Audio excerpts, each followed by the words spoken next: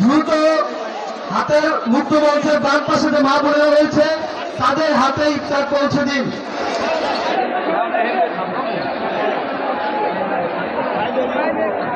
প্রিয় গণ অধিকার পরিষদের নেতৃবৃন্দ, বাংলাদেশ জাতীয়তাবাদী দল বিএনপির নেতৃবৃন্দ, আপনাদের প্রতি আবারও বিশেষ করে অনুরোধ জানাচ্ছি, আপনারা একটু ধৈর্য সহকারে আজকে যারা অতিথি হিসাবে আমাদের এই মঞ্চে উপস্থিত হয়েছেন, আমাদের সামনে উপবিষ্ট আছেন, আপনারা দয়া করে শৃঙ্খলার সাথে আমাদের প্রত্যেকের হাতে, প্রত্যেক মুসল্লির হাতে আপনারা ইফতার পৌঁছে দিবেন।